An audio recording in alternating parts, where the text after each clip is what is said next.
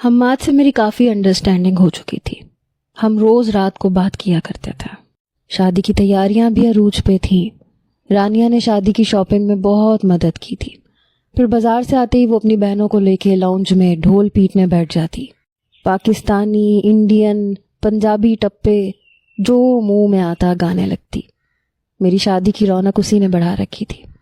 ایک بار دادا نے ملنے جلنے والے سب مہمانوں کو بلا لیا.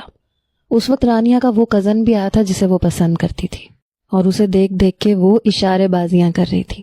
بیٹھی میرے پاس تھی، اشارے اسے کر رہی تھی. میں نے کہا تم میں ذرا بھی شرم نہیں ہے؟ دادا جان کی نظر پڑ گئی تو کہنے لگی تو کیا کروں، دل کے ہاتھوں مجبور ہوں. میں نے کہا تو اسے کہو رشتہ مانگ لے. وہ کہنے لگی تم جاؤ گی تو میری باری آئے گی، اسی لیے تو تمہاری شادی پہ اتنا ڈھول بجا رہی ہوں، لڈیاں ڈال رہی ہوں، تاکہ جلد از جلد تم دفع ہو جاؤ اور دادا جی میرے بارے میں بھی سوچیں.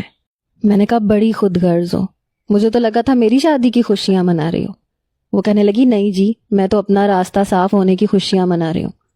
اس نے آنکھ ونک کرتے ہوئے مجھ سے کہا تھا. میں تو اس کی باتوں پہ بس مسکرا سکتی تھی یا اسے گھور سکتی تھی. بہرحال رات کو حماد کا فون آیا. کہنے لگا اب رات کو نیند نہیں آتی. میں نے کہا وہ کیوں؟ کہنے لگا جیسے تمہیں تو پتہ ہی نہیں. میں نے کہا مجھے واقعی نہیں پتا. کیوں نیند نہیں آتی؟ کیا بہت زیادہ ذمہ داریاں ہیں شادی کی تیاریوں کی؟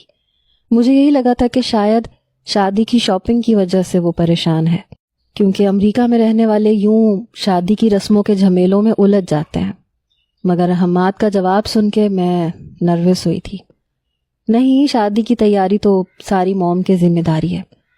میں نے کہا تو پھر میری بات پہ کہنے لگا اگر میں نے بتا دیا کہ کیا کیا سوچ کے مجھے نیند نہیں آتی تو رات کی نیند تمہاری بھی اڑ جائے گی. تم سوچ بھی نہیں سکتی. تم سے پہلی ملاقات کا سوچ کے مجھے کیا کیا ہوتا ہے. اس کے مخمور بھرے لہجے کو سن کے میرا دل عجیب لے میں دھڑکا تھا. میں نے کہا حماد مجھے جلدی اٹھنا ہے، صبح رانیہ کے ساتھ بوتیک جانا ہے. Okay bye. میں نے جان چھڑوانے کی کوشش کی. میرے ہاتھوں میں تری اتری تھی. وہ ہنسنے لگا. شائے گرل، کم آن یار، چند دن رہ گئے ہیں ہماری شادی کو. اب تو یہ شرمانا گھبرانا چھوڑ دو. میرے بارے میں سوچا کرو. میں اپنی سوچوں میں پتہ نہیں کہاں تک پہنچ گیا ہوں. جانتی ہے اس وقت میرا دل کیا چاہ رہا ہے؟ آئی وانٹ ٹو کس یو بیبی. اس کی بات نے واقعی میرے ہوش اڑائے تھے. میں نے فوراً سے فون ڈسکنیکٹ کر دیا. اس کا میسج